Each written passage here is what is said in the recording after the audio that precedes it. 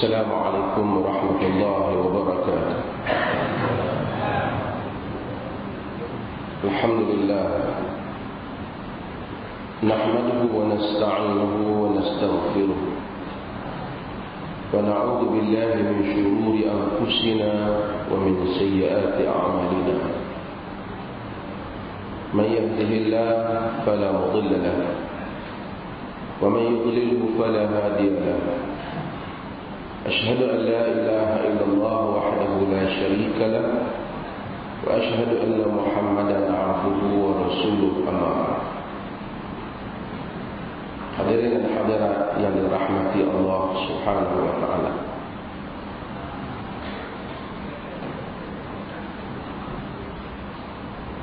Kita masih lagi dalam kitab ad-da'wat dan bi bab karamatil awliya wa fadlihim. Masih lagi membicarakan tentang bab karamah para awliya dan kelebihan mereka. Wa an Abi Muhammad Abdurrahman bin Abi Bakr As-Siddiq radhiyallahu anhuma anna ashab as-suffah kanu nasan fuqara wa anna Rasulullah sallallahu alaihi wasallam qala marra man kana 'indahu ta'amu ithnain falyadhhab bi thalath ومن كان عنده طعام أربعة فليذهب بخامس بسادس أقال أو كما قال. وأن أبا بكر رضي الله عنه جاء بثلاثة وانطلق النبي صلى الله عليه وسلم ب10.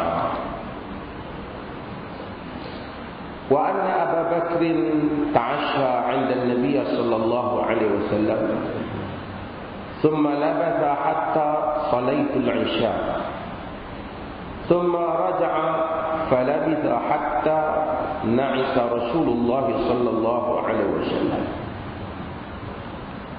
فجاء بعدما مضى من الليل ما شاء الله. قالت له امرأته ما حبسك عن أضيافك؟ قال أو مع عشيتهم؟ قالت أبوا حتى تجيء قد عرضوا عليهم فغلبوهم. قال فذهبت أنا فاختبأت فقال يا غنثر وفي رواية يا عنثر. Sini kita sebut riwayat, nanti saya sebut riwayat. فجدع وسب وقال كلوا لا هنيئا والله لا أطعمه أبدا. قال أيم الله ما كنا نأخذ من لقمة إلا ربا من أسفلها أكثر منها حتى شبعنا وصارت أكثر مما كانت قبل ذلك. فنظر إليها أبو بكر فإذا هي كما هي أو أكثر. قال لامرأته يا أخت بني فراس ما هذا؟ قالت لا قرة عيني لهي الآن أكثر منها قبل ذلك ب3 مرار. فأكل منها أبو بكر وقال إنما كان ذلك من الشيطان يعني يمينه. ثم أكل منها لقمة ثم حملها إلى رسول الله صلى الله عليه وسلم فأصبحت عنده وكان بيننا وبين قوم عقد. فمضى الأجل ففرقنا 12 رجلا مع كل رجل منهم أناس الله أعلم كم كان مع كل رجل إلا أنه بعث بها معهم فأكلوا منها أجمعون.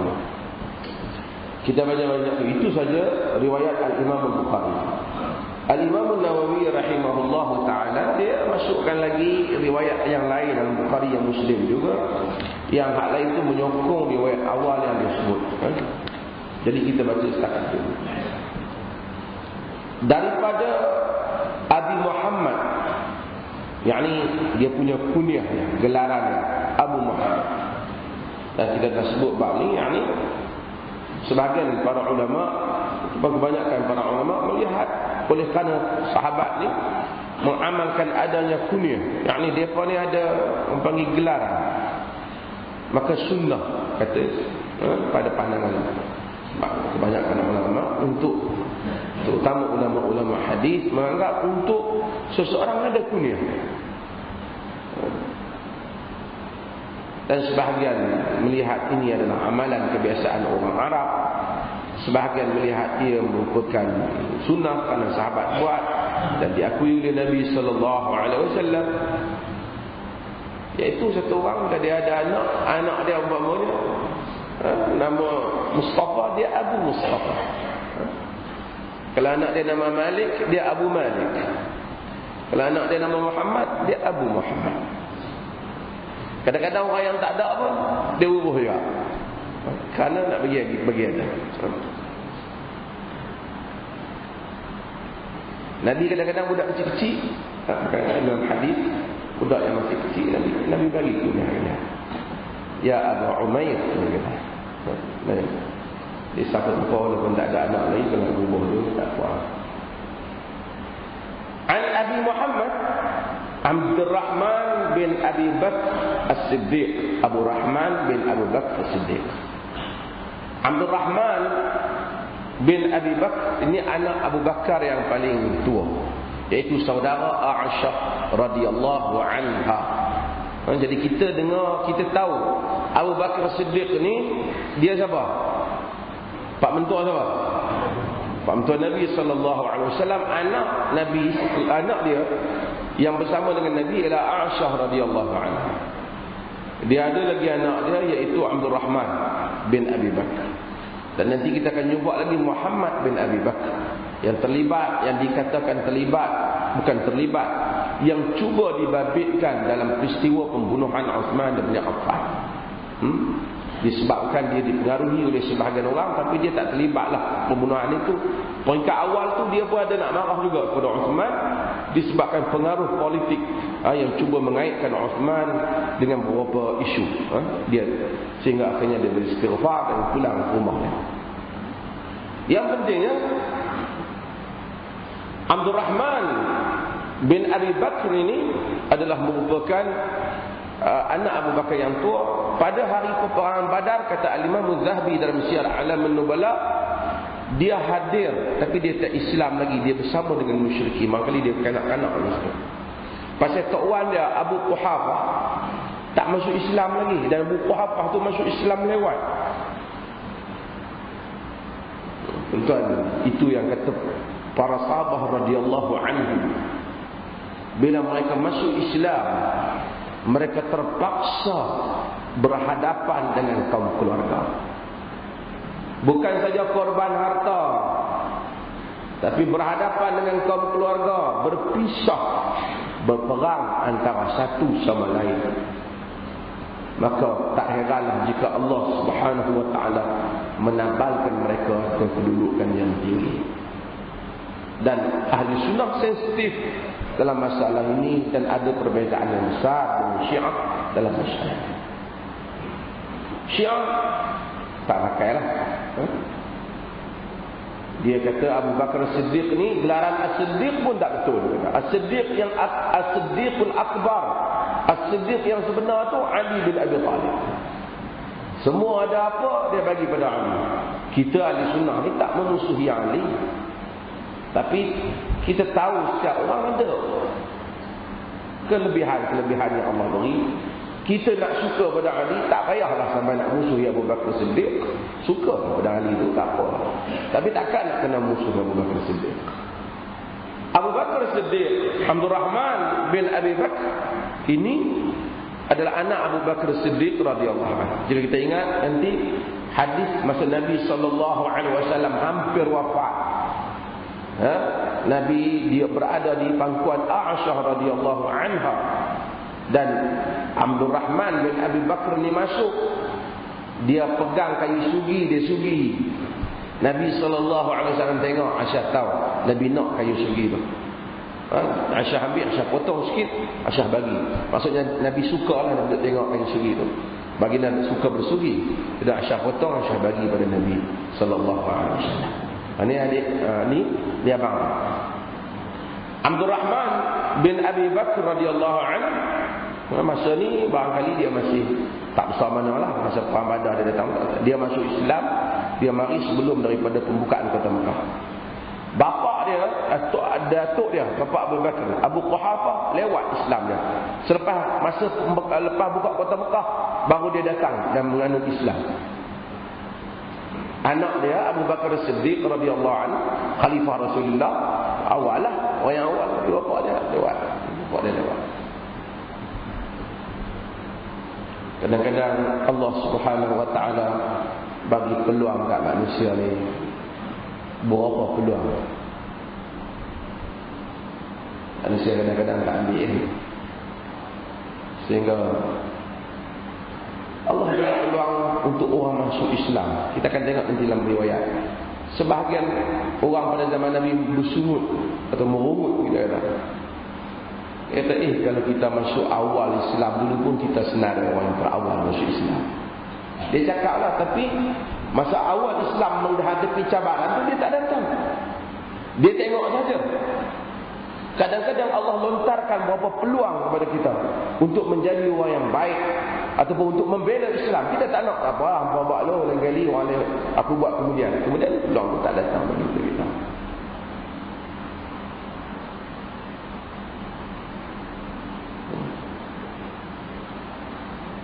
Umar bin Khattab radhiyallahu anhu, kadang-kadang dia gunakan istilah-istilah yang menarik. Umar masa dia jadi khalifah, dia satu hari dia jaga Madinah. Madinah aman, tapi dia keluar tengok. Dan dia tengok seorang lelaki duduk, isteri dia nak bersalin. Umar tanya dia, ada apa? Mungkin dia kata, kau sibuk-sibuk siapa? Tak, dia kata, aku tengok kau besar. Dia kata, isteri tu nak bersalin. Umar kata, tak. Umar balik, dia panggil isteri dia Ummu Kalsum. Ummu Kalsum iaitu anak Ali bin Abi Talib. Datang Ummu Kalsum binti Abi Talib, yang ni apa nama sepupu Ali, apa? Adik-adik Ali. Ummu Kalsum ni datang dan kemudian urus. Tapi masa Umar nak suruh isteri dia, Umar kata satu perkataan yang baik. Umar kata, hal anti ila khairin saqallahu ilaiki.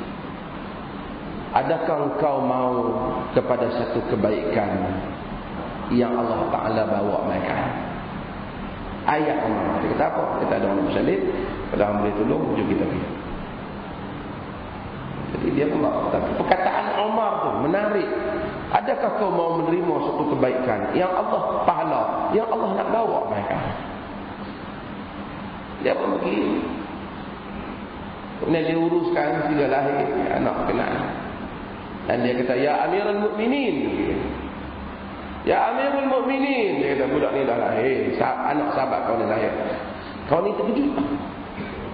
Dia bangkit, dia unduk 2-3 tapak. Dia kata, kau siapa? Amat dia tak ada, duduk. Dia kata, takkan Amirul Mukminin yang uruskan anak aku? Duduk. Tapi Umar punya perkataan, dan kita pun punya, kadang-kadang Allah campurkan peluang kebaikan untuk kita buat suatu kebajikan dan dakwah. Kita tak apa, biar orang lain dulu. Dengan sangkaan kita, satu hari Allah main lain. Belum tentu. Kadang-kadang Allah tak marilah, dia bagi peluang kita dan dia tak marilah. Sebab tu fastabiqul khairat, berlumba-lumba lah buat baik. Ada peluang kita berbuat baik.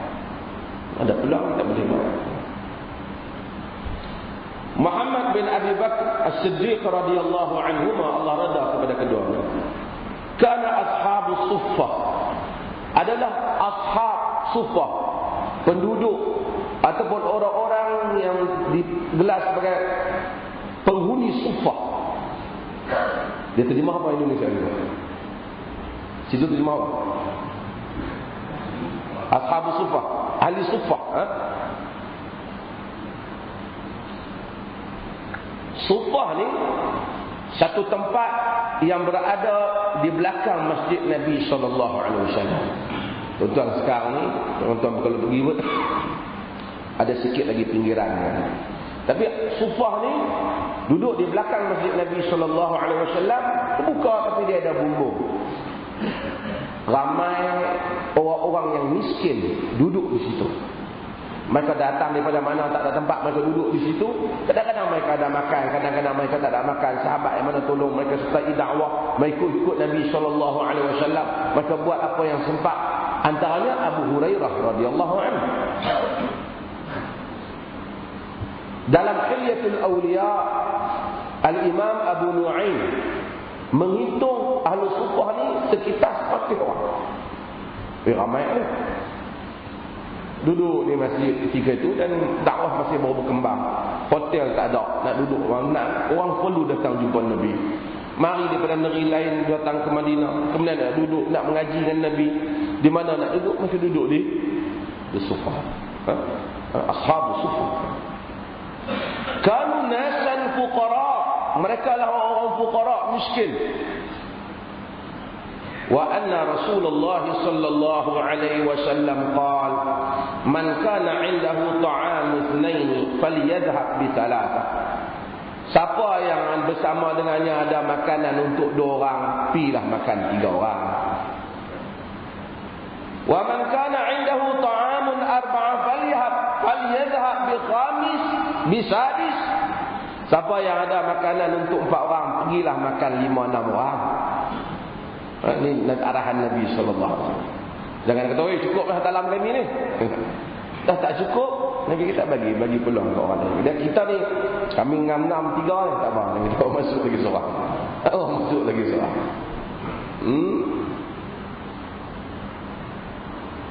Masjid itu bukan macam sekarang. Tak ada mikrofon, tak ada apa, tak ada kaki curi.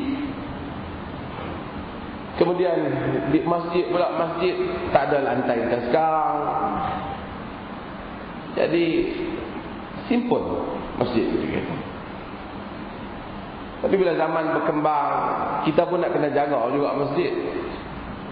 Zaman Nabi itu dia mudah sikit, dan padang pasir tu lain suasana. Tapi kalau kita semua pakai duk pergi makan nasi lemak dengan sambal belacan, makan dengan petai dalam masjid, kalut lah. Jadi masjid ni, yalah zaman tu praktik Nabi ketika itu. Orang kata, sahabat pula makan roti, makan kurma ni dengan sambal, dengan apa, sujud bawah sambal.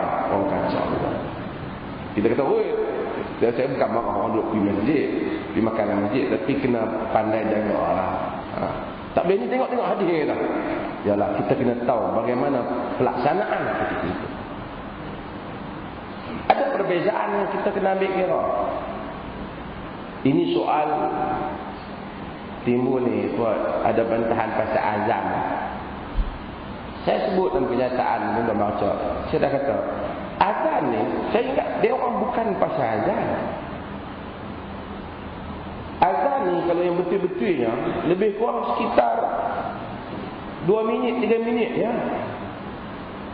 Tapi oleh kerana sebelum azan, pagi-pagi orang pergi guna mikrofon pembesar suara, baca Quran dan tandingan lagu suara sedap ke apa, setengah jam, kadang-kadang sampai sejam, ganggu orang. Dan bila dia ganggu orang komplain, dia kata orang tu tak suka kat agama. Tak betul. Pertama, awak telah buat benda yang tidak disyariatkan oleh Allah Subhanahu Wa Taala dan Rasulnya Sallallahu Alaihi Wasallam. Dalam hadis yang diriwayatkan oleh Abu Dawud, Al-Imam Al-Baihaqi juga meriwayatkannya, Ahmad dan semua. Nabi SAW duduklah masjid. Atau ada orang pulun baca Quran kuat, dengar ke Nabi SAW. Dalam riwayat Abu Dawud dia kata Nabi duduk di kubah, Nabi duduk di tempat ibadat Nabi. Nabi selok tengok. Nabi SAW kata, ala inna kullakum yunaji rabbahu fala yu'dhiyanna ba'dukum ba'da wala yarfa'anna ba'dukum ala ba'din fil qira'ati fis salah. Nabi kata, ketahuilah bahawasanya setiap kamu ni sedang bermunajat dengan Tuhannya, maka janganlah di antara kamu menyakitkan satu sama lain, dan janganlah di kalangan kamu mengangkat suara dalam bacaan dalam solat sekacau lain. Nabi tak bagi kacau hak dalam masjid tu, tambah hak tak main. Hak dalam masjid tu memang dia nak main mayang dah, memang dia nak, tapi oleh kerana masa tu bukan masa angkat suara. Ada orang nak berdoa, orang tahan tak suka orang mengaji Quran. Bukan orang tak suka, barangkali orang nak mengaji sendiri. Barangkali orang ada anak kecil, barangkali orang ada apa? Ada orang sakit. Al-Syekh Muhammad Saleh Ibn Uthaymin ketika dia syarahkan Riyadhus Salihin sampai kepada hadis ni, dia kata, siapa yang gunakan mikrofon sehingga ganggu baca Quran, orang duduk tidur, orang apa, ganggu orang, anak-anak kecil, bukan azan, bukan apa, dia berdosa. Dia berdosa. Kerana Nabi larang, tak boleh. Bukanlah nak bagi manfaat, mereka duduk di rumah mereka mungkin dah semayang dah, ataupun mereka ada anak kecil, dia nak main mayang lah, budak dia terkejut. Apatah lagi kalau bukan Islam terkejut. Kita tak tahu, dia mungkin nak tidur, kita tahan, biar dia dengar ni bagi dia masuk Islam sikit. Dia tak kena hati macam tu, dia duk kuih marah lagi dah. Al-Imam Ibn Jauzi dalam Talbisul Iblis menentang benda ni. Kata Ibn Jauzi, antara perbuatan tipu daya iblis, iblis jadikan kepada setengah kaki manusia ni pi naik di atas menara. Zaman dulu tak ada mikrofon, naik atas menara, duk pi baca Quran pagi-pagi, time orang tahajud, time orang semua duk tidur lagi, tak bangkit, bukan waktu masuk lagi, duk tazkirah, baca Quran, baca apa, sehingga ganggu tidur dan ganggu tahajud orang. Ini adalah kerja mungkar dan perbuatan iblis,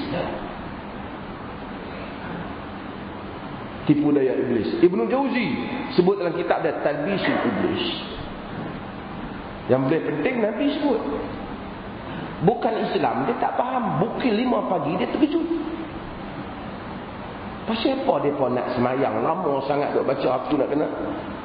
Padahal kalau azan memang time masuk waktu tidur, waktu dia pun nak bangkit lah, dia mungkin tak ada 2 minit je. Dan kemudian ialah zaman Nabi dulu memang tak ada mikrofon apa.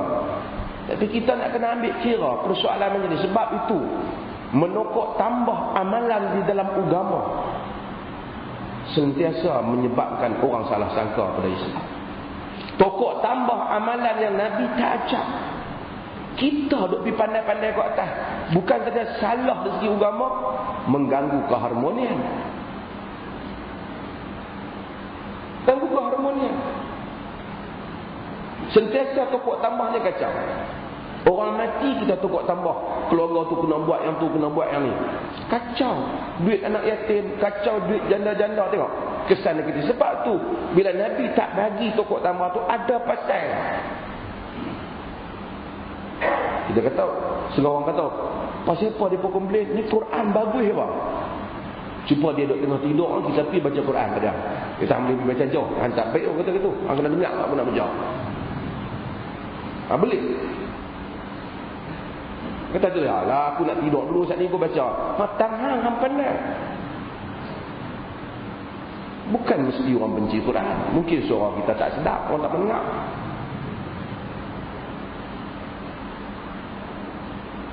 Ini soal yang berlaku kelang kabut ni. Kadang-kadang ni bukan Islam yang asal tu. Nothing to do dengan the real Islam, the original Islam tu, tak ada masalah. Yang bermasalah ni hak duk tambah ke atas ni, hak ni yang pergi berkelahi dengan orang. Lepas tu hak nak kena tanggungnya Islam.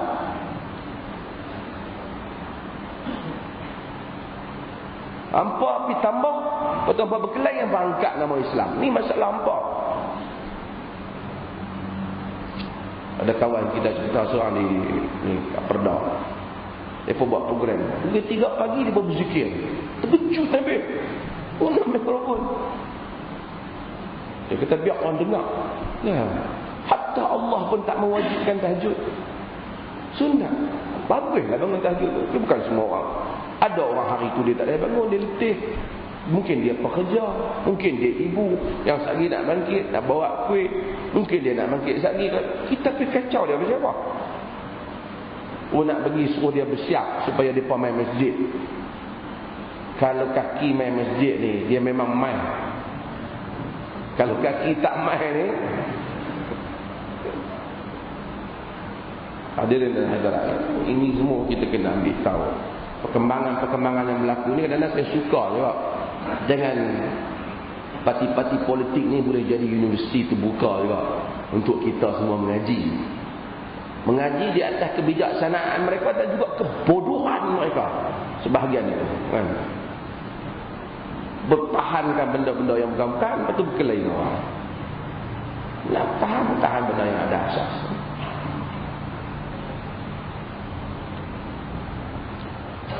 Wa anna Abu Bakr radhiyallahu anhu jaa bi salasah.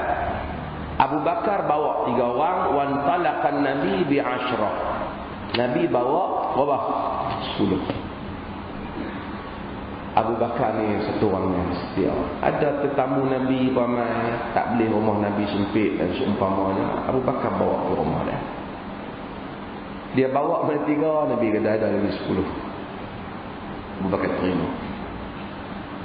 Dia suruh hantar pergi rumah dia. Dia habak kat Abdul Rahman, anak dia ni, tolong urus kat tetamu ni. Habak kat isteri dia, tolong buat makan. Isteri dia pun duk kira-kira macam susah hati, macam tak apa nak cukup makannya. Tetamu mai. Dan Abu Bakar ni dia sentiasa setia dengan Nabi sallallahu alaihi wasallam. Dia kata wa anna Abu Bakrin ta'asha 'inda Nabi sallallahu alaihi wasallam, thumma labitha hatta salaitul 'isya, thumma raja'a falabitha hatta na'isa Rasulullah faja'a ba'da ma madha min al-lail ma sya'allah. Dia hantar dengan keluarga dia. Dia hantar dengan tetamu ni semua, dia pergi ikut Nabi. Pergi duduk kat Nabi, semayang sekali apa, sampai anak dia pun duduk sini pun, dan mayang Aisyah pun. Abu Bakar tak balik lagi. Abu Bakar duduk jaga, duduk cakap, bersembang dengan Nabi sampai Nabi mengantuk. Baru Abu Bakar balik lepas tengah malam. Mungkin dia bincang dengan Nabi sallallahu alaihi wasallam. Hadis ini juga menunjukkan bahawasanya larangan untuk bercakap, bersembang lepas daripada Isyak itu ada pengecualian jika ada benda yang bermanfaat. Ada hadis Nabi larang sama sembang tak tahu pasal apa benda Isyak ni, tak ada pasal Nabi larang. Tapi kalau ada pasal tak apalah, kan? Setakat nak pergi merapu tak pasal. Nabi sallallahu alaihi wasallam kemudian Abu Bakar balik. Qalat lahu imra'atu ma habasaka an adiyat. Bini dia kata, "Hampi mana tak balik mai kat tetamu-tamuan? Apa yang menghalang kau daripada tetamu kau? Kenapa tak balik? Tamu duduk tunggu di rumah ni." Kata Abu Bakar, "Aw ma asaitihim." Kau tak bagi dia makan ya? Abu Bakar tuan dia tinggal sebab dia ada anak lelaki duk tunggu. Siapa? Abdul Rahman. Jadi dia pergi urus, saya kenal dulu. Dia pun ni pun main, dia nak pergi makan je. Qalat abaw hatta taji'a qad aradu alaihim wa ghalabuhum. Bini dia kata, mereka tak mau, mereka tunggu orang balik. Dah bagi harga mereka. Mereka duk kata tak mau tu. Dan tuan-tuan tengok dalam riwayat Muslim yang lain yang disebut oleh juga dalam Imam Nawawi yang ujung ni, Al-Imam Nawawi rahimahullah taala bawa di sini bawa riwayat Imam Muslim yang lain. Sebab tu saya tak baca. Tapi riwayat Imam Muslim yang lain dia orang pujuk anak Abu Bakar kata, "Tolonglah makan. Sekali kalau hangpa tak makan, pak aku balik dia marah mampu kat aku." Dia kata dalam ni tetapi dia kata, "Ma nahnu biakilin hatta yaji'a rabbu manzilina." Kami tak akan makan sehingga balik tuan rumah. Depa pun kira macam tak apa-apa ni. Tuan rumah tak balik, tak ada kami nak makan. Qala iqbalu 'anna qirakum fa innahu in ja'a wa lam taf'amu lanalqiyanna min. Tolonglah makan. Silalah tolong tuan-tuan, silalah makan tuan-tuan. Sagi kalau dia balik hangpa tak makan, kami kena. Pasal bini dia dengan anak dia tahu Abu Bakar ni kalau tetamu tak makan balik dia marahlah. Pasal apa hangpa tak bagi tetamu makan? Jadi dia pun anak dia kata, isteri dia kata dia pun tak mau makan. Kata Muhammad, kata apa? Abdul Rahman, iaitu Abu Muhammad Abdul Rahman bin Abi Bakar, anak Abu Bakar ni, fa zahabtu ana fahtaba. Aku pun lari. Aku menyorok. Tak tahulah rumah mereka tu, dia menyorok sama dalam bilik kot. Pasal apa dia menyorok? Dia seriau pak dan marah. Dalam riwayat yang lain, Abu Bakar Siddiq kata, "Aqsamtu alaika in kunta tasma'u sauti lamma jik." Aku bersumpah dengan nama Allah, hang dengar tak suara aku ni? Dia bercari anak dia. Dia marah Abu Bakar. Dia ingat anak dia tak buat hak dia tadi. Hak dia suruh tadi. Tapi dalam riwayat ni dia kata, "Ya Gunsar." Gunsar ni bahasa ni mungkin anak dia muda sikit, tapi dia macam berat sikit. Ulama hadis sendiri cuba bagi berapa riwayat sebenarnya apa dia kata. Tapi Gunsar mungkin boleh masuk kalau kita, awak dia hang bodoh sangat weh. Macam itulah. Awak lah hang bengong sangat. Awak hang tak bagi dia makan, aku suruh. Dia cengih sikit lah. Dia cengih sikit. Wa qadda'a wa sab, dia kata Abu Bakar cerca dah. Marah, cara marah ke anak lah. Tak boleh diharap orang suruh Abu Bakar marah. Ayo Gunsar tu dia berat sikit. Macam kita kata, awak hang bengong ni. Macam tu lah kan. Kita kena faham dalam suasana dia lah kan. Kata Abu Bakar pun maki-maki aku untuk maki anak aku, aku baca hadis ni. Enggak, dia dalam suasana yang macam mana. Wa qala kulu la hani'an. Makalah Abu Bakar kata, tak ada sedap apalah, tak ada nikmat apalah. Dia marah. Wallahi la at'amuhu abada. Demi Allah aku takkan makan. Ulama hadis bincang Abu Bakar kata ke siapa lah. Sama ada dia kata ke anak-anak dia, kepada anak dia dengan isteri dia, kata, "Hangpa makanlah, aku tak mau makan. Pasal hangpa tak belayan tetamu yang aku tinggal." Ataupun mungkin dia kata kepada tetamu dia, "Hangpa makan." Mungkin tetamu tu duduk tunggu nak makan, nak ambil berkat dia. Mungkin dia duduk harap hangpa makanlah. Tak apa, aku suruh hangpa makan, tak makan. Marah cara marah nak layan tamu lah, bukan marah kerana meluat. Bukan kita orang main rumah kita tak mau makan nasi, tak marah, aku tak mau kawan aku.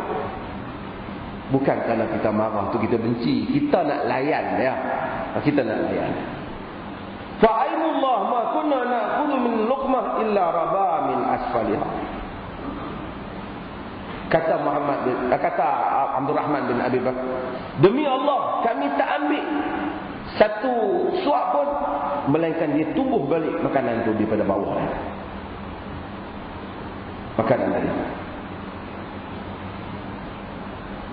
Aktar minha hatta syabi'na. Lebih banyak daripadanya sehingga kami kenyang. Wa sarat aktar mimma kanat qabla dhalik.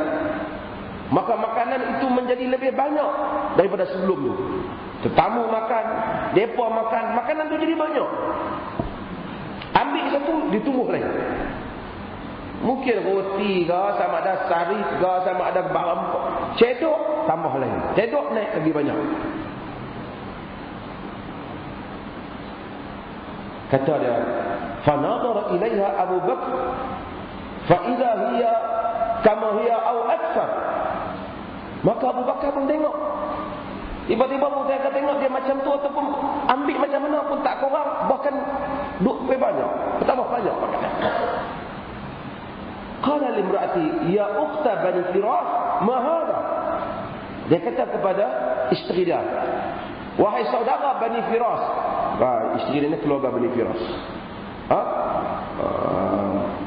Umur Ruman isteri dia. Wahai keluarga saudara Bani Firas, benda apa ni? Artinya Abu Bakar pun tak sangka. Sebab tu kita sebut karamah ni kadang-kadang orang yang Allah beri tu dia pun tak sangka karamah yang Allah beri kat dia. Bukan macam karamah ada baca cerita, jom aku main tunjuk keramat aku sikit kat dia. Bukan tu. Beli aku tawak kedai hang tak pergi jaga, keramat aku main hang je lah. Ada. Abu Bakar dia pun tak sangka bahawasanya karamah itu berlaku kepada dia. Qalat la. Tak, aku pun tak tahu. Benda apa? Wa qurrati aini lahiya al-an akthar minha qabla dhalika bi 3 marrat. Ambil sejuk mataku, sedap mataku tengok. Dia sekarang kata dia, seronok. Maksudnya qurrata aini sejuk mata. Sejuk mata ni Arab sebut bila dia satu benda tu macam bahagia. Qurra aini maksudnya sejuk. Mata ni bila dia seronok, dia sejuk. Ya. Sebab tu orang bila menangis sedih, panas. Bila menangis seronok, sejuk. Sebab tu ada dalam pendapat yang kita sebut dalam mazhab Syafi'i, dia kata kalau orang perempuan, budak perempuan, apa tanda dia setuju? Kalau orang kata nak kahwin, ni ada satu orang lelaki main Minang ni, setuju ke dengan orang lelaki ni? Perempuan zaman dulu, kata Nabi, tak boleh kahwin melainkan dengan redha, tak boleh paksa. Tapi kalau dia setuju, dia redha boleh. Wa alamatu ridha wa ridaha sukutuha. Redha dia tu dia senyap, dia diam kan. Dan ini ikut environment lah, ikut keadaan lah, culture. Sama sekarang dia kata, no. Mungkin macam tu kan. Oh yang ni cik dah syok. Mungkin lah. Tapi kalau yang original perempuan dulu ni, dia diam. Dia suka, dia redha tu dia diam. Itu pun dia kata, ikutlah. Dia maulah tu. Jadi fuqaha bincang, macam mana kalau dia menangis? Dia diam juga tapi dia menangis. Nak dianggap dia setuju ke dia tak setuju? Sebagai kata kalau dia menangis tu tak dia tak setuju. Sebagai kata tak. Nama sebab kata kalau dia menangis kena pegang air mata dia. Kalau air mata dia sejuk, dia setuju lah. Kalau air mata dia panas, dia tak setuju lah. Tapi payah pula kan kalau dia duduk dalam tempat ekor ni kan sejuk apa. Tapi ini masa nak cerita ada fuqaha kata. Tapi kita ni mak dia pandai-pandai lah tanya kan. Kadang-kadang kan kira zaman berubah, wanita pun berubah. Dia kata tidak. Dia tahu tak jadi. Kita tengok tidak tu macam-macam juga. Oh no makna apa? Kata ya macam mana kawan hak Minang saya cek itu mak. Lah kata tidak. Bukan tidak tu tidak sangka. Jadi banyak zaman berubah. Cik kata tidak tu tidak sangka ada orang mata Minang. Tapi yang pentingnya ayat mata qurratul ain. Qurratul ain. Kata dia wa ulahiyal an akthar minha qabla dhalika bi 3 marrat. Sekarang makanan tu dah jadi lebih banyak pada sebelum ni 3 kali ganda. 3 kali ganda banyak. Fa akala minha Abu Bakar. Abu Bakar pun makan. Wa qala inna ma kana dhalika min asy-syaitan, yakni al-yamin. Dan kemudian Abu Bakar kata sesungguhnya itu daripada syaitan. Apa dia? Sumpah dah. Tadi dia kata apa? Demi Allah aku tak aku tak mau makan. Tapi bila dia dah tengok benda yang pelik ni berlaku, dia makan dan dia kata, hak tadi ni sumpah tu setan. Pasal dia nak marah daripada syaitan. Ini syaitan. Dulu masa orang tulis Jawi, sebutan dia betul, syaitan. Lah orang sebut setan, syaitan. Sebab tu Ahmad Nisbu betul kan, bukan apa, bukan setan, syaitan, sultan. Betul, semua makhluk tu betul.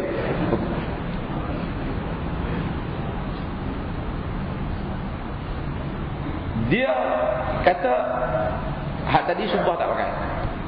Ini ada bab. Kalau kita bersumpah dengan benda tak bagus, kita boleh batalkan sumpah kita. Kita kata, demi Allah, aku tak mau cakap dengan bini aku. Sumpah yang tak bagus. Demi Allah, aku tak mau sedekah dekat dia. Sumpah tak bagus. Sedekah bagus. Dia sikit, kita sumpah kerana kita tengok, kata orang kata dia mengata kita sumpah. Lepas tu kita pergi sedekah kat dia. Aku tak ada sedekah, aku sumpah. Tak. Nabi SAW ajak kita, bila kita telah lihat sesuatu yang lebih baik, maka kita buat dan kita tinggalkan sumpah. Sebab kita kebayang kafar sumpah.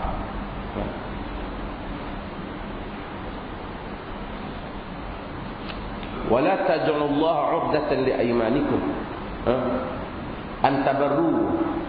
Jangan kamu jadikan nama Allah halang untuk sumpah-sumpah kamu, untuk kamu buat benda yang baik. Jadi kita, sebab tu Arab ni ada orang benda sumpah dia yang tak sumpah. Dia semua wallahi, dia sumpah dengan demi Allah dia sumpah. Tapi kalau kita pergi hak biasa, kadang-kadang dia sumpah, wallahi ya akhi wal an marid, demi Allah ya akhi dia sekarang sakit. Yang tu dia bukan sumpah, dia memang lidah dia dah macam tu.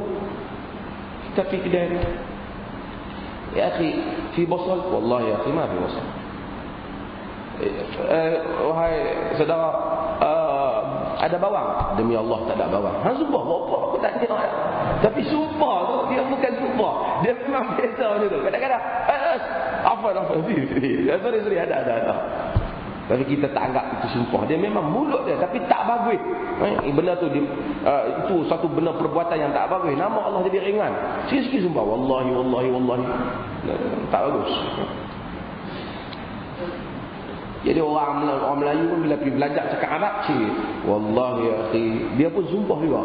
Tambah bahasa Arab pun tak tahu mana akan sumpah pula lebih. Arab ada budaya dia disumpah, dia cakap dia disumpah. Tapi dalam hal ni Abu Bakar kata dia sumpah. Summa akala minha luqmatan. Kemudian Abu Bakar makan satu luqmah, satu suap. Summa amalaha ila Rasulillah fa asbahat indahu. Kemudian Abu Bakar bawa makanan hak berkat tadi ni pergi kepada Rasulullah sallallahu alaihi wasallam. Makanan ni berkat. Ni bukan saja berkat, tapi benda ni karam. Benda luar biasa. Allah jadikan pada Abu Bakar. Bila Allah jadikan, masa dia jamu tetamu. Bukan pasal dia pergi tawak barang ke dia orang. Dia jamu tetamu dia. Allah bagi berkat. Dan manusia ni pun insya-Allah, bila orang jamu tetamu orang tu kata tetamu datang bawa rezeki. Sebenarnya pada satu hakikat, sebenarnya hakikat ni orang datang, Allah suka orang yang infak, orang yang belanja benda pada orang. Tetamu datang, man kana yu'minu billahi wal yawmil akhir falyukrim dhaifahu. Siapa yang beriman dengan Allah dan hari akhirat, muliakan tetamunya. Apa yang ada bagi ya, dia makan sikit pun kokoknya yang teh kayak sikit dia bagi, ini belum. Tak rugi pun. Orang kata, aku tetamu duk main, tak nak beli gula. Aku berdoa aku. Tak tahu. Kadang-kadang Allah Ta'ala bagi rezeki kepada manusia min haitsu la yahtasib wa yarzuqhu min haitsu la yahtasib. Lalu dia Allah rezekikan kepada dia dengan jalan yang dia tak sangka. Kita duk sangka ni rezeki kita nak main pun ni. Allah hantar rezeki tu tak melalui kok lain dia main, tapi cukup hak kita nak dapat. Sebab itu kita jangan bataskan.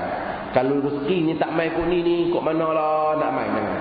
Bila kita angkat pada ya Rabb urzuqni, wahai Tuhan rezekikan aku, kita percaya Allah akan beri rezeki kepada kita.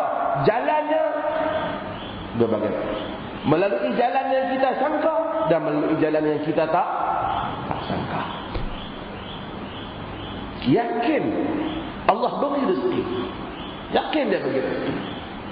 Tapi bila manusia doa pada Allah, dia sendiri tak confident. Kok mana nak main rezeki dengan dia ni, tak apa nak mau bayar kan? Dia duk fikir, kalau kau ni tak bayar hutangku, memanglah rezeki ku tak main. Oh, ana inda dhanni abdi bi, kata Allah dalam hadis riwayat Muslim. Aku bersamaan dengan sangkaan hamba pada aku. Dia sangka macam aku tak boleh. Habis. Tuan-tuan, saintis, benda hari saya sebut Hubble tu, apa nama, apa dia punya teropong Hubble tu, dia ambil gambar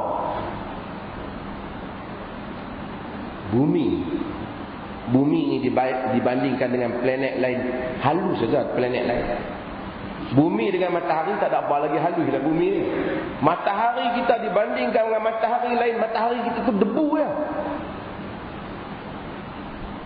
Di galaksi kita ni satu titik ya.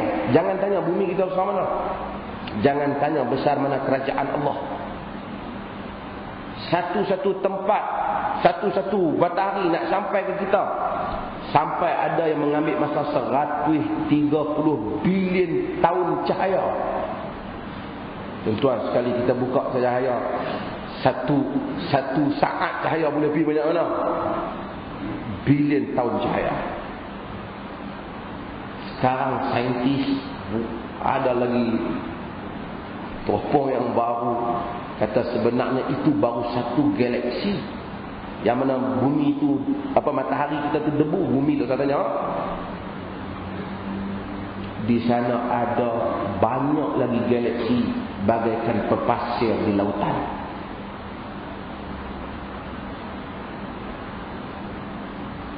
Besar mana kerajaan Allah? Jangan tanya siapa kita dalam kerajaan dia. Jangan tanya halus ya, ada belagak halus dah plan matahari tu dah halus lah. Kita jangan tanya siapa kita. We are nothing. Tapi Allah mulia kita dari dunia, bagi rezeki kita. Kemudian kita nak pertikaikan bagaimana cara dia boleh bawa rezeki kepada kita. Dia menguasai langit dan bumi. Wasi'a kursiyuhus samawati wal ardh. Bumi, as-samawat, langit-langit, dia tak kata. Allah itu memberikan rezeki, mentadbir bumi. Tiba-tiba Allah itu turunkan rahmatnya, begitu luas kerajaannya. Kita halus pada debu lagi dibandingkan dengan semua galaksi ada ni. Tetap diberikan, dihantar Rasul, diberi rezeki, diberi rahmat, diberikan hikmah kehidupan, diberikan anak isteri, diberikan peluang, diberikan macam-macam. Afala tashkurun, tidakkah kamu bersyukur? Tidakkah kamu bersyukur? Besar kerajaan Allah Jalla wa'ala. Hadirin dan hadirat yang dirahmati Allah Subhanahu wa taala. Dia bawa benda ni pergi pada Rasulullah sallallahu alaihi wasallam. Untuk hebatnya dia punya leadership, kepimpinan Nabi sallallahu alaihi wasallam. Sahabat mari jumpa. Anda tak jumpa Nabi sallallahu alaihi wasallam. Sebab tu sahabat ni sayang kat Nabi. Kita kalau boleh pemimpin duduk atas, duduk dua, duduk tunggu bila nak pencet, bila nak mati. Walaupun hari kalau kau mati dia pun bunyi sedih lah. Kita bersedih kerana calon kita, ataupun kerana yang Muhammad kita telah meninggal. Tapi lah hati dia, kesianannya nampak aku dah peluang lah. Tapi Nabi SAW wafat, dan dunia Islam kesedihan, sahabat sedih. Sebab ini orang yang menanggung beban Bukan dia duduk. Nabi kan kata Nabi ni, Nabi hamba pergi perang, aku duduk sini, menang hamba balik mai. Sebab tu Nabi SAW dalam perang Badar, bila Nabi nak pergi apa? Nabi susah hati. Macam mana dengan Badar? Perang kali pertama ni nak perang dengan musyrikin ni. Saya Nabi pergi sendiri. Miqdad kata kepada Nabi SAW, ya Rasulullah, idhab la naqulu laka kama qala Banu Israel. Idhab anta kama qala Banu Israel li Musa. Idhab anta wa rabbuka faqatila inna hahuna qa'idun. Walakin naqul idhab anta wa rabbuka faqatila wa inna ma'akuma muqatilun. Wahai Rasulullah, kami tak akan kata macam Bani Israel kata pada Musa, wahai Musa, pergilah engkau dan Tuhanmu berperang, kami tunggu tahun ni, menang lagi kami pergi. Itu Bani Israel. Kami kata pada kamu berdua, kami kata padamu wahai Muhammad, pergilah engkau dan Tuhanmu berperang, kami akan turut perang bersama-sama. Ini sahabat Nabi SAW. Dan inilah kita. Bila kita cakap pasal sunnah Nabi, prinsip Islam, kita sama-sama mempertahankan. Tak apa ada 3 orang buat, kalau menang tu kita sokong. Ini Bani Israel. Ustaz tu Ustaz, kami di belakang Ustaz. Ustaz kena. Kata kami sama-sama sebaris boleh kira.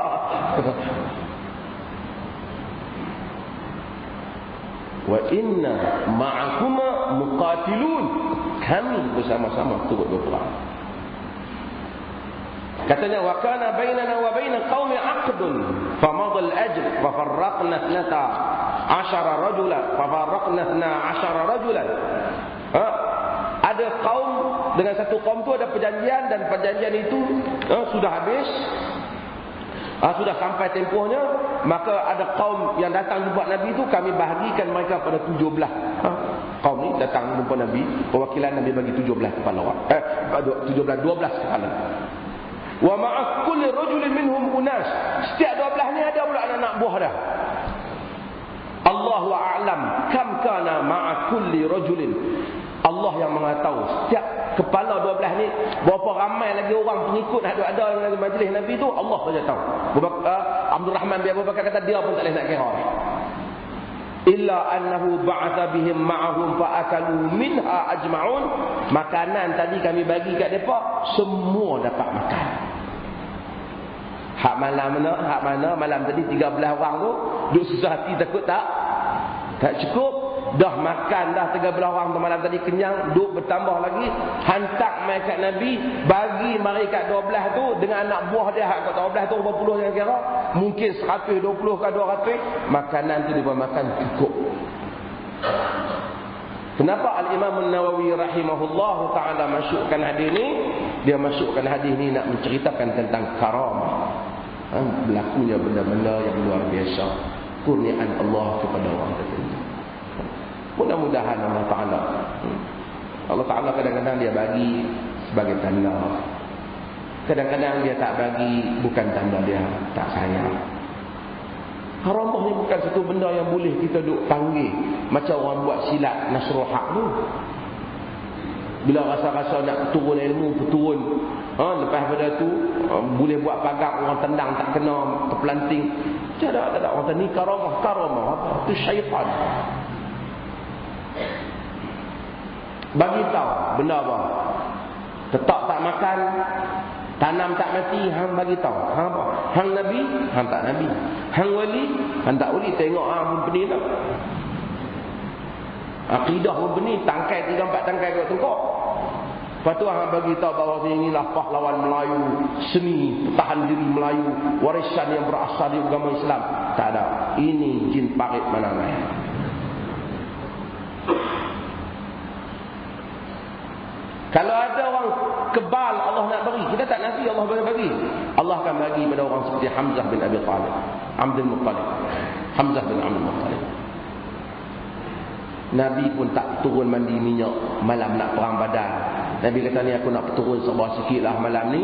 Kita mandi tapak dulu, baling buah 5 pergi ke belakang. Sekali kita turun buah minyak, pergi carilah tu akak seruntun ke apa, 5 purut rendam layak.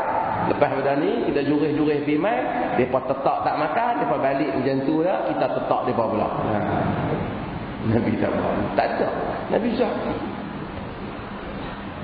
311 orang, 13 ke 17 ini khilaf di kalangan ahli riwayat, berperang dengan 1000 musyrikin. 1000 malaikat datang turun, hanya 70 musyrikin yang mati.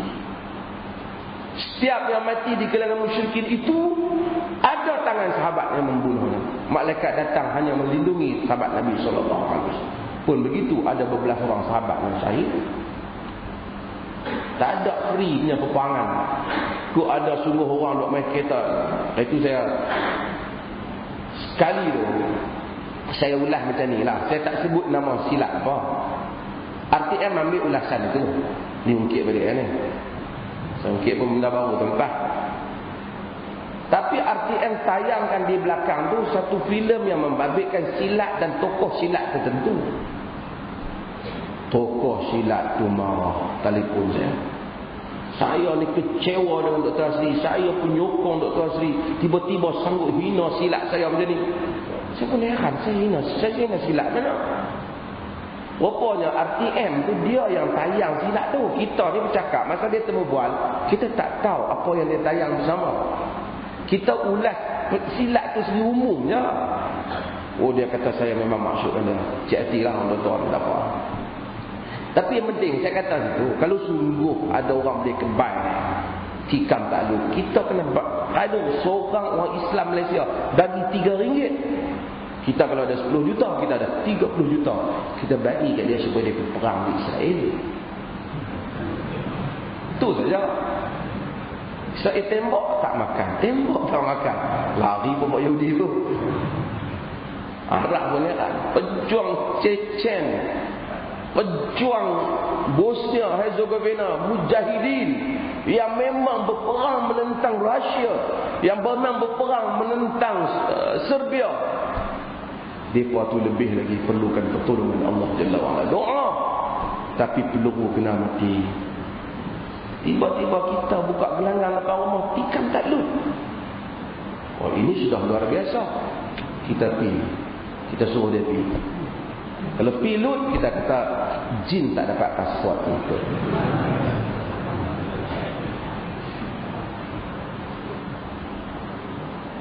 Ya. Orang kadang-kadang tak setuju pergi. Siapa nak kata? Kita kata. Kita tak nafikan, kita baca doa, ya akhi baca. Dia tak ada satu orang baca doa dan kepada anak insya-Allah. Kalau baca doa kadang-kadang Allah selamatkan. Allah selamatkan. Nabi SAW pernah luka, patah gigi dalam perang Uhud, luka pipi dia. Orang lontar dia di Taif, luka. Kok kata fadilat ya Quran, orang lontar batu jadi buah kurma, tak ada. Saya bukan, kita doa kepada Allah keselamatan, ya, tetapi bila kata kita pergi turun ke jihad, wa yattakhidhu syuhada, Allah ambil di kalangan hamba-hamba dia menjadi para syuhada. Allah pilih ke syuhada.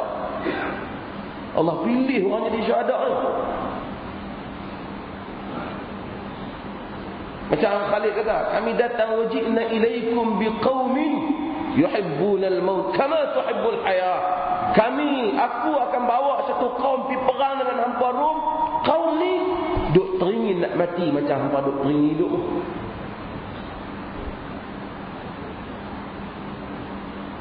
Tiba-tiba ada orang mahabak mata kita tu, kita tak ada.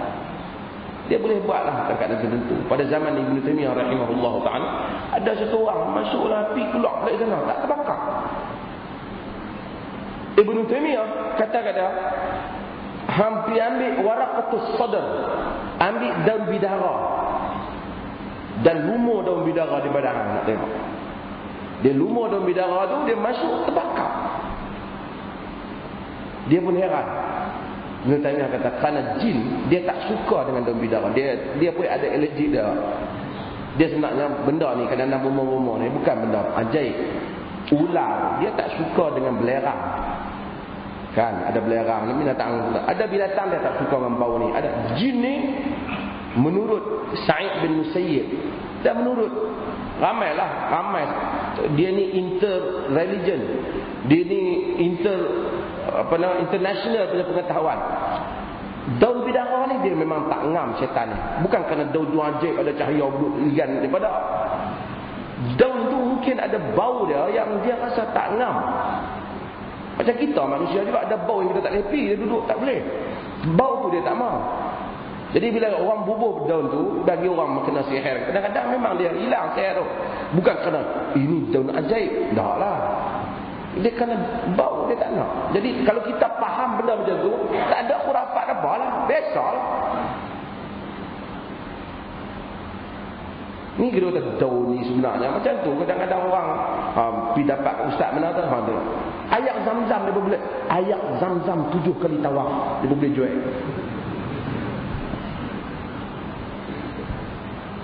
Tu saya agama tuan, manusia bila buat tokok tambah agama otak dia. Sebab tu para anbiya alaihi wassalatu wassalam bila tengok semua mereka, ceramah mereka, ungkapan mereka hampir sama.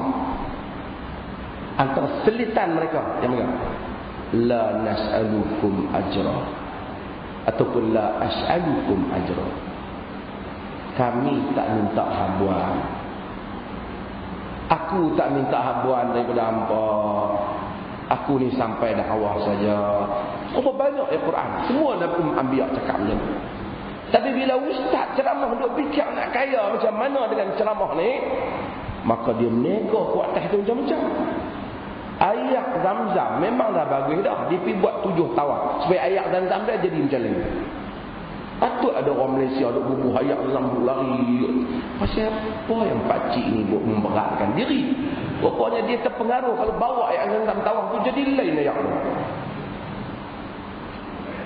Ini lama dah cerita ni tapi saya ulang baru ni. Sama rumah. Ada syarikat boleh duduk di sama rumah. Di Selangor kadang. Di Selangor sama rumah. Waktu dia inilah kerana kita nak jadi halal hak. Halal hak apa? Nak makan ke rumah tu. Pada zaman Nabi, anjing masuk dalam masjid pun. Sahabat nak masuk Islam tu memang daripada anjing sebelum tu. Tak pernah Nabi suruh sama rumah pun. Ini sama rumah, tarik kapek, buang sembok yang selut. Selut tu pula hendaklah selut yang dikorek 4 kaki dalam. Di tanah bendang mana? Nak tanya tanah padang pasir bendang mana? Kalau syariat Islam turun macam tu, Arab tentu tak boleh buat dah. Mana ada tanah selut macam tu di tempat Nabi tu? Kalau ayak tak ada, macam saya kata, kalau ayak tak ada suruh tayamum. Tayamum tu nak kena debu yang bertapis. Cari hitam bernapis di padang pasir zaman dulu lebih susah daripada cari ayak. Tak salah Tuhan kata kalau ayak tak ada, pergi cari bernapis. Allah. Fatayammamu sa'idan thayyiban. Tayammum dengan permukaan yang baik. Ambil. Allah kata tayamum. Dia kata suruh idza walagal kal fi ina'i ahadikum falyaqsil sama amaratu lahunna biturab aw ihdahunna biturab. Riwayat. Bila anjing jilat basuh 7 kali, salah satunya ataupun yang pertama dengan tanah. Cekok tanah tu dia ada. Dalam mazhab Imam Malik dia kata irsyad saja. Yang tu untuk pegawai panduannya, siapa nak buat, tak mau buat tak apa. Imam Malik bahkan anggap hadis itu tidak kukuh sebagai penghujat disebabkan anjing ada di Madinah zaman dulu. Kemudian tak ada pun praktik itu yang Imam Malik lihat. Itu anggapan dia lah. Tapi oleh kerana hadis itu memang ada, dulu ada dalam Sahih Muslim, kita kata siapa nak buat itu boleh buat. Itu ambil tanah apa-apa. Kalau Nabi kata tanah selut 4 kaki dalam, tu dia. Padang pasir Madinah, duduk di Mekah, Arab pun musafir dapat nak bicara selut di mana dengan cangkul-cangkul itu semua. Menasyabah agama ni bukan turun untuk orang Melayu saja. Sebab tu bila dia agama Islam. Sebab apa kita Islam untuk orang Melayu? Hendaklah Islam untuk semua. Rahmatan lil alamin. Lin nasi jami'an, untuk semua manusia. Kan?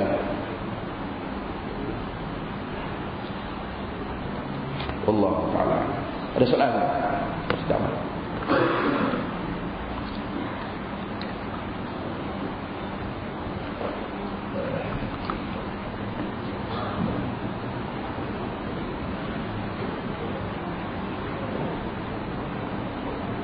Ada soalan? Sebelum saya lupa, sekali mahasiswa tunggu sekejap. Semua mahasiswa. Tak ada soalan? Mikrofon tak ada ni?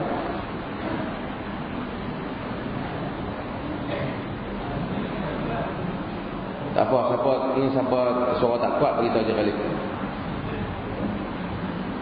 Dah silakan.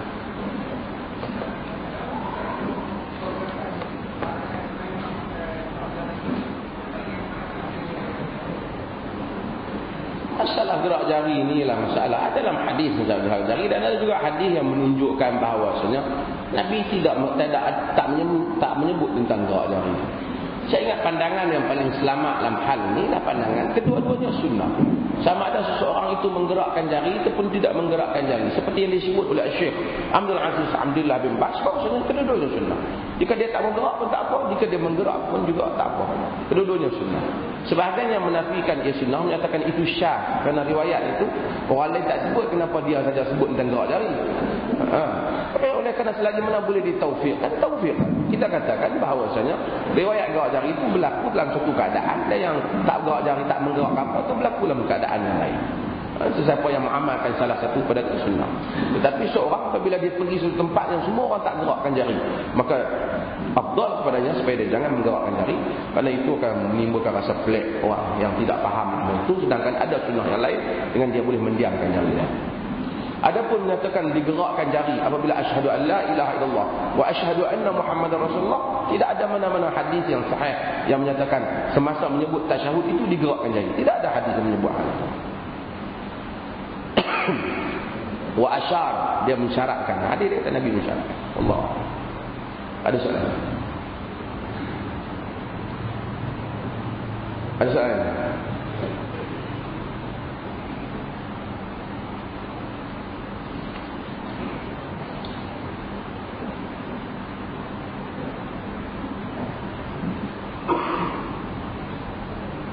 Adakah dikira berkhalwat tinggal sebumbung suami isteri dalam iddah kerana tidur berasingan? Mengikut undang-undang negeri Perak, tiap-tiap aku rujuk akan isteriku dengan tidak redanya, maka tertalaklah ia satu talak. Jika tuan-tuan, apabila seorang menceraikan isterinya pada talak yang pertama ataupun yang kedua, di dalam tempoh iddah itu isterinya masih isteri dah. Wa bu'ulatuhun, Quran kata ahaqqu bihin, suami-suami mereka lebih layak untuk mereka. Jadi apabila satu orang cerai isteri dia dengan talak pertama ataupun kedua, isteri dia tidak dikeluarkan daripada rumah dah, kekal. Cuma mereka berada di bilik yang berasingan. Ini nas Quran dan sunnah dalam hal ini. Dan dia boleh rujuk kepada isteri dia bila-bila saja yang dia mahu. Jika dia berujuk, walaupun sebahagian macam pendapat Ali bin Abi Talib, dia kata kena ada saksi. Kalau dia rujuk ataupun yang pentingnya jika dia kata aku rujuk kembali, ataupun tengah malam dia balik pada isteri dia, maka dikira talak yang pertama telah habis. Dia telah masuk, dia telah rujuk, dan jika dia talak lagi sekali, kira pusingan itu talak yang kedua. Maksud katakanlah ceraikan isteri dia. Dia kata aku ceraikan kau dengan talak satu. Ceraian itu tidak mengeluarkan isteri daripada rumah. Sebenarnya isteri berada dalam rumah. Dia wajib memberi nafkah kepada isterinya, memberi perlindungan tempat tinggal, semua sama. Tetapi dia tak boleh bersama dengan isteri dia. Hanya dia duduk bilik lain-lain lah. Dia tak apa, dia jumpa. Bahkan fuqaha menyatakan tak wajib isteri dia tutup tudung. Apa? Kerana masih lagi isteri dia. Cuma dalam tempoh iddah dia tak duduk sekali. Kalau dia pergi menggauli isteri dia, Orang kata berarti dia rojok. Maka habis dah pertama, dia dah masuk pusingan yang kedua. Dan dia ada berapa kali? 3 kali. Jadi artinya dalam tempoh itu dia duduk. Mungkin isteri dia masuk dalam bilik isteri dia. Isteri dia lalu. Mungkin dia pun tengok isteri dia nak pergi kerja pagi-pagi. Dia tengok isteri dia buat tak tahu. Dia tengok isteri dia tak malu dia tengok orang, marah orang. Dia tak ada kata apa. Isteri dia masak, makan isteri dia pun tak kata apa. Tapi dia tidak menggauli isteri dia. Kerana itu cerai yang pertama. Perbuatan orang Melayu bila talak yang pertama pergi hantar balik rumah mak, salah. Tak betul. Dia mesti bagi semua kepada isteri dia, hanya dia tak boleh menggauli isteri. Kalau tiba-tiba kata mungkin dalam masa sebelum 3 kali suci dia rasa nak balik, dia balik. Dia kata menyesal, ataupun dia kata saya patah balik, saya rujuk balik, rujuk. Dia rujuk balik. Kalau sekiranya berlangsungan dia tak rujuk dalam tempoh itu sehingga tamat iddah itu, maka ketika itu habis. Mereka kena asingkan, dia memang kena keluar. Isteri dia pun sudah berhak untuk membuat keputusan nak kahwin dengan siapa-siapa. Boleh tak dia pergi pinang balik? Boleh lah. Tapi isteri dia ada kuasa untuk menyatakan apa? Aku tak mau. Kalau dia nak patah balik, dia kena buat prosedur macam biasa. Pergi minang, bagi mahar macam biasa. Sehingga habis iddah. Tapi kalau belum habis iddah, selepas dia kata aku talakkan kau dengan satu talak, belum habis iddah, dalam tempoh tu dia rujuk, dia tak kena bayar apa suami. Dia rujuk, dia tak kena bayar apa. Lepas tu dia rujuk, umpamanya duduk 2 minggu dia rujuk, ataupun tak tahan daulat, seminggu dia rujuk kan? Tak apalah, bila dia rujuk, sebelum habis iddah dia rujuk. Bila dia rujuk, maka berarti peruntukan talak pertama sudah habis. Duduk balik 3-4 bulan, kelai pula dah, cerai lagi satu. Jadi talak apa? 2. Masih lagi dia ada peruntukan macam tadi. Cuma jangan tamat iddah 3 kali suci tu, jangan tamat. Dia boleh duduk dulu. Lepas tu mat angin pula dah. Lepas tu dia rujuk. Jadi habis dah. Dia talak yang pertama, dia rujuk. Lepas tu dia talak lagi sekali, dia rujuk. Lepas dia rujuk yang kedua ni, Quran kata at-talaqu marratan, talak 2 kali. Lepas yang dia rujuk yang kedua, duduk elok, kena 6 bulan, dia bercerai dah. Dia aku talak. Ni talak nombor apa? Nombor 3. Ketika itu tak boleh. Dia kena asingkan. Kerana dia pun tak boleh balik dah. Habis. Tak boleh balik. Tapi dia menyediakan semasa tempoh iddah, dia menyediakan peruntukan-peruntukan yang disyariatkan oleh Allah Ta'ala. Tempat tinggal dia, ada keperluan dia. Ketika itu isteri, lepas dari itu isteri dia, bukan isteri dah, bekas isteri dia tu boleh kahwin dengan sesiapa saja. Tiba-tiba dia jadi gila talak, dia nak pergi balik, tak boleh. Melainkan isteri setelah dia talak yang nombor 3, talak 3, mestilah isteri tu habis iddah 3 kali suci, ataupun kalau dia mengandung mesti lahirkan anak. Lepas pada tu isteri tu mestilah kahwin dengan lelaki lain. Padahal muka dah. Kalau rasa padahal kan, kahwin dengan lelaki lain. Lepas kahwin dengan lelaki lain, lelaki lain tu pula kena talakkan dia. Kalau lah lelaki lain tu talak satu, dia duduk, Allah lega dia talak, duduk lagi 3 hari nak habis iddah, dia rujuk balik habis. Pasal dia sama juga macam lelaki lain pun sama dengan dia. Ada lagi berapa? Ada 3 juga, baru habis satu. Katakanlah kawan tu tak rujuk, kena habis iddah. Kemudian kena bawa mahar baru, peminangan baru dan persetujuan baru. Pada tengok tiba-tiba lelaki dia cerai bini dia menikah dengan orang lain, pun kelai, cerai juga, tak rujuk, ataupun habis 3 talak, dia pun pilah, bawalah seneret anak-anak lama-lama, membawa bekas binangan semua, assalamualaikum, siapa? Rombongan datang nak meminang. Dia pergi pinang. Kalau bini dia kata saya tak mau, dia tak boleh buat apa. Sama juga kalau dia talak satu.